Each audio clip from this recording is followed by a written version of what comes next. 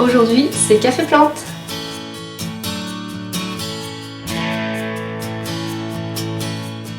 Bonjour à tous et bienvenue sur ma chaîne. Aujourd'hui, comme je vous le disais en intro, c'est Café Plante. Donc on se retrouve pour un petit vlog plante d'intérieur.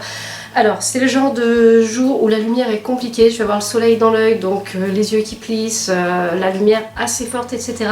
Mais bon, écoutez, il fait soleil, on va pas se plaindre, c'est parti. Donc la qualité de la lumière sera peut-être pas top tout au long de la vidéo. Je vais faire de mon mieux et j'espère que ça va vous plaire.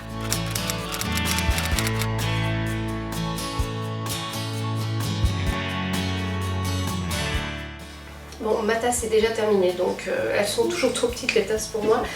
Alors, on va entamer ce café plante. Alors là, j'ai conscience que la lumière est absolument, absolument nulle. Mais bon, on va attaquer. On va commencer ce café plante avec mon colocasia qui chute, quoi. Alors, j'en ai parlé sur Instagram en story. Vous m'avez dit peut-être qu'il manque d'eau, donc je vais faire attention à ce que la réserve soit plus fréquemment remplie maintenant. Mais vous m'avez dit que peut-être que je pouvais aussi le tutorer pour l'aider et c'est ce que je vais faire. Alors au départ, l'idée de base c'était de mettre un tuteur basique. Bon bah je voulais commencer en bambou et puis voir après ce qui se passerait. Mais ensuite j'ai trouvé un truc chez Truffaut. Voilà, une canne comme ça, alors avec un petit peu de racines et là une toute petite pousse mais vraiment mini, rikiki, etc. Il y a... voilà quoi. Donc c'est censé partir. Elle est en train... Elle a soif on dirait. Ça se fripe un petit peu là la tige. Voilà. Et donc je me suis dit, une idée a germé dans ma tête, je me suis dit et si j'en faisais un tuteur, ce sera sûrement plus joli. Parce qu'en fait c'est super bien dans les couleurs du colocasia, vous voyez. Donc ça va être même encore mieux que ce que j'imaginais. Et mieux qu'un bambou à la limite. Mais quoi que le colocasia, je trouve que tout peut lui aller. Voilà, alors ce que je vais faire, alors ça c'est pas un bambou. Hein. Et pour moi c'était du bambou. Mon mari en avait eu à son bureau pendant un certain temps. Après ça fait une pousse, etc. Ça fait une pousse avec pas mal de feuilles. Il disait tout le monde ouais c'est un bambou et tout. Et moi ça m'avait jamais choqué. Et quand je l'ai montré sur Instagram, l'un d'entre vous m'a dit c'est une Dracaena. J'ai déjà oublié le nom. Je vous le mets en dessous. Donc en fait c'est une Dracaena et ça pousse mieux en terre que dans l'eau. Bah forcément en terre c'est mieux puisque c'est le genre de plante qui est fait pour être en terre, c'est pas une plante aquatique. Donc ceci n'est pas un bambou, vous aurez déjà appris ça dans ce café plante et je vais tenter de m'en servir comme tuteur. Donc ça pourrait faire deux plantes en une. Une qui soutient le colocasia puis qui apporte un supplément de feuilles. Alors comment je vais l'installer? Du coup c'est pour ça que j'ai amené le tuteur. Je vais faire un trou là avec le tuteur. Je vais aller mettre la Dracaena au fond et puis ben voilà, après je vais tasser puis j'espère que ça va faire le job. Donc c'est parti.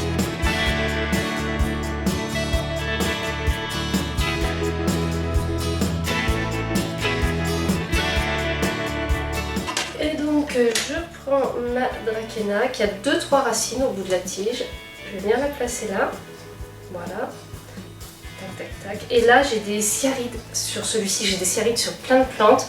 Je vous avoue que cette année j'ai tellement de plantes que j'ai eu trop la flemme de mettre du sable. En plus le sable est à la cave, etc. Bref, à chaque fois que j'y pensais il aurait fallu faire une descente à la cave et des fois avec Loulou j'ai pas envie. Et là je vais tenter les nématodes pour m'en débarrasser, les nématodes, et nématodes je pense plutôt. Et bah, du coup je vous ferai un petit retour sur cette technique. Alors après, ça c'est comme pour le tuteur Barba Papa, ce que je fais c'est que je prends le fil de mes bottes Black Fox. Alors là on ne voit peut-être plus avec les feuilles. Regardez-moi ça, ça va être mieux non? Oh mais elle est pliée de toute manière. Ouais, pliée mais pas cassée. Ce sera peut-être bizarre sur les premières feuilles parce que je les ai pas attachées rapidement, mais ce sera toujours mieux qu'avant je pense. Allez c'est parti.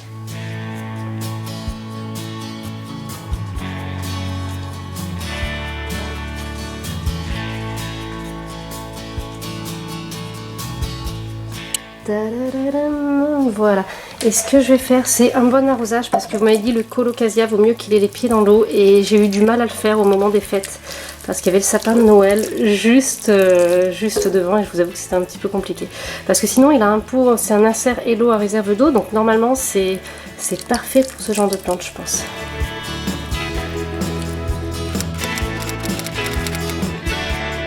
se retrouve maintenant dans la partie bureau. Là j'ai envie de faire vraiment ma petite jungle, mais je vous ai déjà parlé du decluttering, du fait que je diminue ma collection, et j'ai aussi envie maintenant de mettre plus les plantes en valeur et de mixer les plantes avec de la déco comme c'était le cas avant chez moi, puisque là c'est...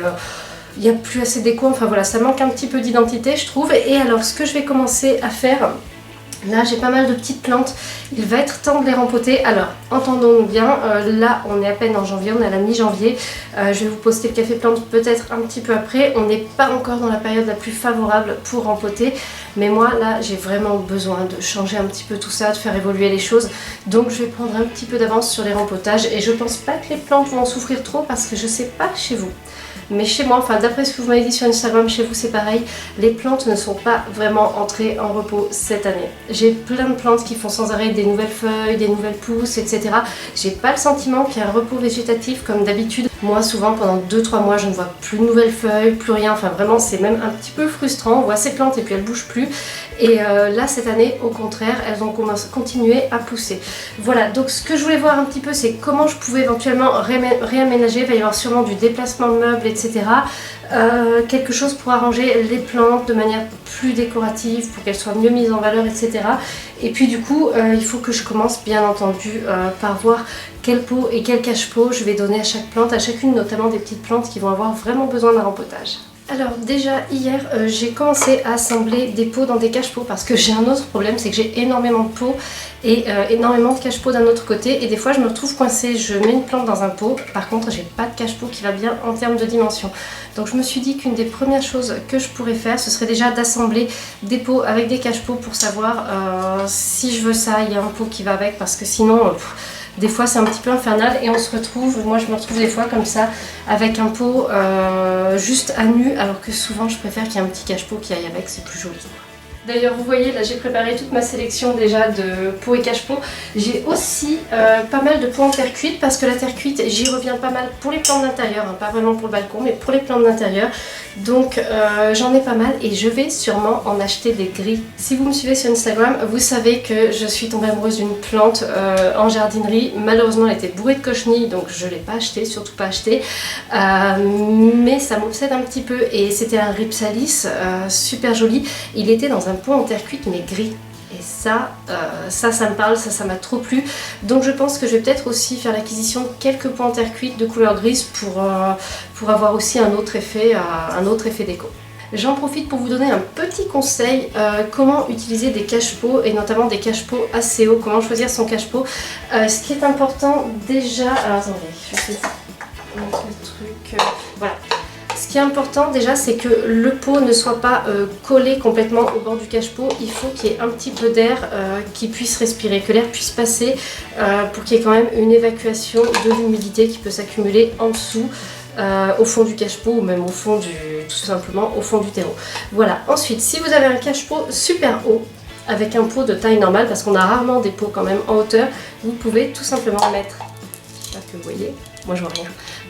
Vous pouvez tout simplement mettre des billes d'argile au fond ou autre chose de manière à former une couche qui va surélever le pot, et là on est nickel. Vous voyez, on a un pot qui arrive à hauteur et qui n'est pas au fond du cache-pot, parce que c'est rarement esthétique d'avoir la plante qui est au fond, et puis de toute manière en général elle n'est pas bien, elle respire pas, etc.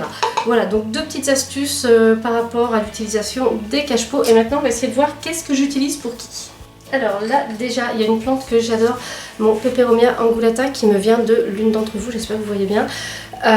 C'était une bouture, j'ai fini par le rempoter, ça se passe plutôt bien. Alors j'avais fait un petit tutorage là qui tient comme ci comme ça, j'aime bien en mode tutoré. Et là je pense qu'il va arriver au bout là, que si je veux qu'il fasse un an de plus, il va falloir le changer de pot. Donc là j'ai hyper envie de le mettre dans autre chose, mais je sais pas. Dans du blanc là comme ça pourrait être sympa, parce que j'ai pas non plus 40 000 cache-pots à l'heure actuelle. Le bleu, j'adore le bleu, mais là je crains que ce soit trop grand pour lui, mais ça dépend comment il pousse. Ça pourrait être joli ça, surtout que j'adore cette plante, donc je vais vouloir vraiment ouais, ça me plaît. Il y a l'arbre de jade. Alors celui-ci, je vais le remettre dans un pot en terre cuite mais plus grand, parce que là j'ai 1, 2, 3, 4 pouces plus une petite pousse ici. Je sais pas, j'en parle dans une vidéo, je sais pas si elle est déjà sortie ou pas au moment où vous sort le café plante. Voilà, donc je pense que lui, il va lui falloir, c'est des petites boutures pareil. Des boutures de différentes provenances, et donc si je veux là qu'il s'éclate bien au printemps, je pense qu'il lui faut un pot un peu plus grand, mais peut-être pas trop, vous voyez ce que je veux dire. Donc ça, le format au dessus, je pense que c'est peut-être le truc qui va faire le job. Le bébé Philo Astatoum, alors lui je sais pas ce qui lui est arrivé, on dirait qu'il a été coupé ici. Il a encore des racines, donc je vais le rempoter, mais je sais pas, je suis pas sûre qu'il va lui falloir plus grand. Il va peut-être rester soit dans son pot, soit parce que avec la couleur des feuilles, je trouve que du rose, c'est trop beau. C'est trop beau. Donc je pense que je vais essayer de trouver un pot qui va avec ça pour le Philo Astatoum.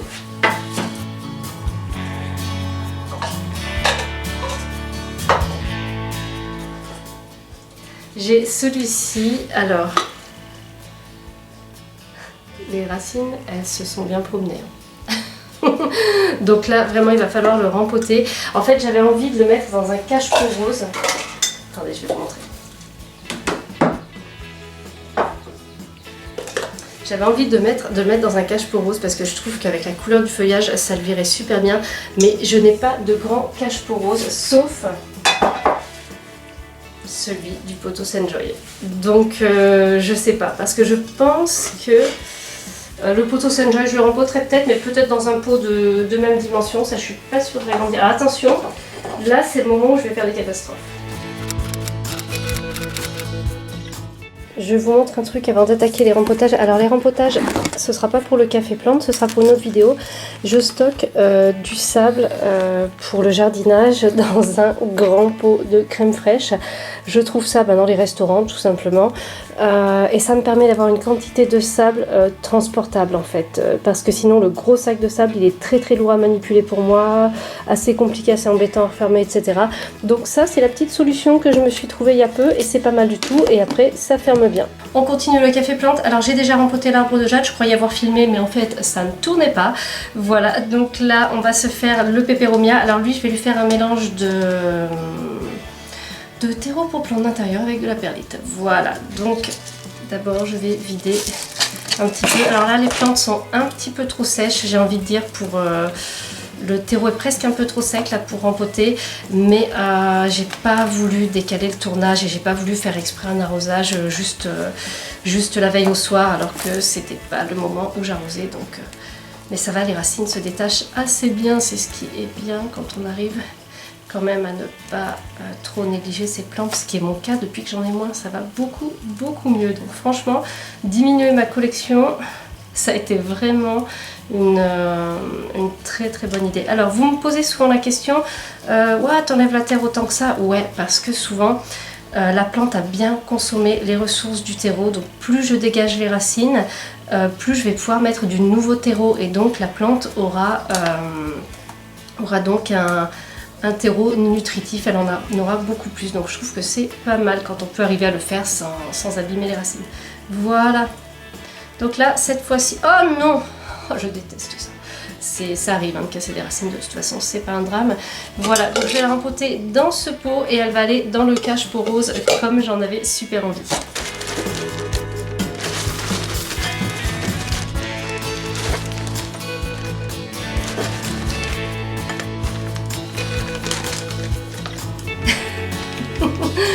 Souvent, il m'arrive de rempoter avec des cuillères, des grandes ou des petites cuillères quand c'est des petites plantes. Et ben souvent, il m'arrive de laisser les cuillères dans les sacs. Et ben voilà, un trésor. Alors ça, c'est ma boîte à perlite. J'ai pris une boîte pour mettre la perlite parce que dans les sacs, je trouve que c'est vraiment pas pratique. Donc là, maintenant, elle est fermée. Je viens en mettre un petit peu. Après, je mélange. Et puis voilà, c'est beaucoup mieux rangé que dans le sac sur lequel il fallait toujours mettre un petit bout de scotch ou un lien. À chaque fois je galérais pour ouvrir, ça risquait de se renverser. Là je suis trop contente. Je vais mettre une petite couche de drainage au fond, pas trop énorme parce que comme je laisse toujours les plantes s'égoutter correctement, franchement ce sera pas forcément utile. Voilà. Ensuite je commence à mettre mon mélange. Voilà. C'est parti.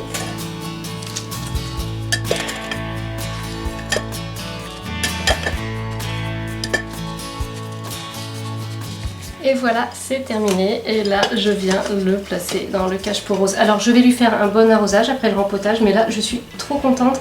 Et je pense qu'il va retrouver un second souffle, qui va repartir là dès que les beaux jours vont arriver. Donc, ça va être très très chouette. Celui-ci, je l'avais mis sous ma lampe Hello et ça l'avait super bien fait pousser. C'était développé en faisant plein de feuilles, énormément de feuilles. Et peut-être que je le remettrai un petit peu en dessous pour lui donner un coup de boost. C'est pas impossible. On continue avec le Peperomia angulata que j'aime trop, mais trop. Alors lui, je vais le rempoter pareil, je vais lui faire le même mélange que pour l'autre. Donc terreau, plante d'intérieur plus perlite. Je perds mon cerveau. Là, c'est clair, tout de suite, je suis en train de perdre mon cerveau. Voilà, alors on attaque le dépotage. Là, c'est bien sec aussi. Mais en fait, ça, c'est un signe. Quand une plante a soif sans arrêt, souvent, c'est que son substrat... soit il est abîmé, il retient vraiment plus l'eau, soit elle a vraiment tellement de racines par rapport à la quantité de substrat qu'elle boit à toute allure et que ça se dessèche en 2 secondes. Et là, lui, je trouve que ça commence à lui arriver, voilà. Ça commence à lui arriver. Et franchement, quand je pense que c'était une bouture au départ, mais je suis trop contente. C'est vraiment une plante qui avance bien. Alors, je vais essayer de défaire, mais je veux vraiment pas trop casser de racines. Et c'est parti. Il y a des morceaux un peu trop gros dans ce terreau plante d'intérieur. Je vous avoue que j'ai pas envie d'en racheter. Et je pense que je vais... J'en connais un qui est pas mal, que je trouve vers chez moi facilement. Et il faudrait que je voulais faire des tests de commande sur internet, mais j'ai pas eu le temps. Et voilà, il est bien rempoté. Alors le tutorage, je vais voir, je vais pas réutiliser les petits bâtons parce que ils ont un petit peu moisi. Donc je vais mettre autre chose. Je crois que j'ai un bâton de Barbapapa à vernir qui pourrait faire le job. Donc voilà, trop contente. Pareil, je vais lui faire un petit arrosage. En attendant, je le pose là et ça va aller trop bien. Et dès qu'il va pousser, ça va être juste trop bien, trop parfait quoi. On passe maintenant au Philo-astatum. Alors comme je vous le disais, là on dirait que quelqu'un a coupé ici, alors je sais pas. Donc du coup, celui-ci, je vais lui faire un rempotage. Mais à mon avis, le système racinaire n'a plus rien d'exceptionnel. Hein, donc voilà, et je vais utiliser la recette de Franck du conte Au fil des plantes. C'est-à-dire je vais mélanger un demi de terreau plante d'intérieur avec un quart de perlite et un quart d'écorce de pin. Tadam! Voilà, on voit il reste vraiment que les racines, hein, là quasiment, donc c'est très bien. Et puis je suis même pas sûre qu'il y avait vraiment un système racinaire supplémentaire. Je pense qu'il se plaisait pas trop, hein, franchement. Pour qu'il ait un max de terreau, je ne vais pas faire de couche de drainage. Il y a plein de petits trous, je l'arroserai toujours sur l'évier de manière à ce que ça s'égoutte et en le laissant s'égoutter longtemps. Et ensuite je le remets en place. Alors là, j'ai pas un pot très grand, je vais rajouter un peu de terreau. Voilà, c'est parti. Alors une première couche au fond. J'aime bien quand je mets des écorces de pin pour les rempotages. Je sais pas pourquoi, mais j'aime bien ça. Voilà. Alors la perlite, ça permet d'aérer le terreau, ça évite qu'il ne se tasse trop. Et elle a aussi pour vertu de retenir l'eau, ce qui fait que ça permet d'avoir un substrat qui ne s'assèche pas trop vite et qui redistribue l'eau aux plantes. Donc c'est un truc que j'utilise pas mal. Et donc je suis plutôt contente, j'ai vraiment vu une différence sur pas mal de plantes, même sur le balcon. Hein. Et voilà mon petit Philo-astatum, un bébé qui me reste de celui que j'avais l'an dernier, qui a été ravagé par les trips. Ça y est, il est rempoté. Alors je ne me leurre pas, normalement s'il repart bien, à mon avis il faudra que je le rempote à nouveau un petit peu plus tard. Mais là on n'est jamais qu'au mois de janvier, c'est un peu tôt pour faire les rempotages. Donc je le mets dans un petit peu plus grand, voilà à peine, ça devrait faire le job. Je pense qu'on est pas mal pour ce café plante. J'ai rempoté toutes les petites plantes que je voulais rempoter déjà. Après je vais voir ce que je fais pour la suite. Et à mon avis tout ce truc de vous montrer réaménagement, déco et tout, ça va être au fil des cafés plantes. Je pense que ça va se faire en plusieurs fois parce que ça va vraiment me demander de repenser un petit peu tout, de repenser l'ensemble. Donc il y a du boulot. Il y a du boulot. Donc j'espère que ça vous aura plu et on se retrouve très bientôt pour une nouvelle vidéo.